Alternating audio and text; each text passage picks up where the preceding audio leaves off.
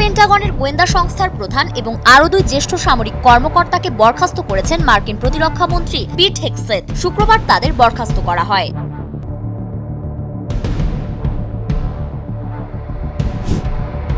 ইউক্রেনের শান্তিপূর্ণ সমাধানের কোনো অগ্রগতি না হওয়ায় আবারও রাশিয়ার বিরুদ্ধে নিষেধাজ্ঞা আরোপের হুমকি দিয়েছেন মার্কিন প্রেসিডেন্ট ডোনাল্ড ট্রাম্প।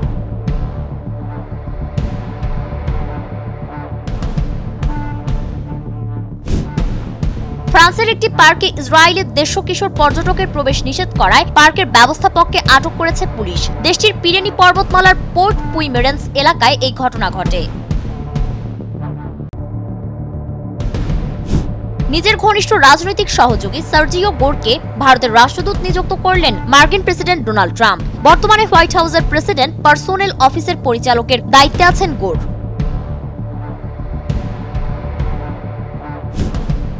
স্বাস্থ্য সমস্যা ও স্ত্রীর চিকিৎসাকে কারণ দেখিয়ে তিনি জামিন চাইলেও কলম্বোর ফোর্ট ম্যাজিস্ট্রেটস আদালত তাতে সায় দেয়নি। তাকে 4 দিনের রিমান্ডে নিয়ে জিজ্ঞাসাবাদ করা হচ্ছে।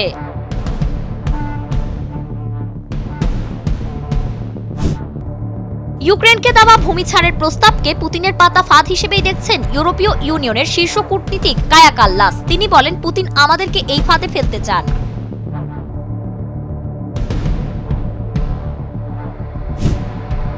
29 বছর বয়সী অস্ট্রিয়ান যুবকের ওজন 300 কেজি। জেলে তাকে আলাদা খাট দিতে হয়েছে। পাশাপাশি 24 ঘন্টার নার্স ও খাবার সহ অন্যান্য সুবিধা বাবদ প্রতিদিন খরচ হচ্ছে 2.5 লাখেরও বেশি টাকা। বৈধ ভিসাধারী 5 কোটি 50 লাখের দেশি বিদেশির রেকর্ড খতিয়ে দেখা হচ্ছে যে তারা অভিবাসন আইন ভঙ্গ করেছেন কিনা, ভিসার শর্ত লঙ্ঘন করেছেন কিনা, অপরাধে জড়িত কিনা বা জননিরাপত্তায় হুমকি কিনা। ফরাসি প্রধানমন্ত্রী ফ্রাঁসোয়া বেরু ঘোষণা করেছেন, তিনি রাজনীতিবিদ ও কর্মকর্তাদের মধ্যে যারা অযৌক্তিক সুবিধা নিচ্ছেন তাদের খুঁজে বের করা হবে।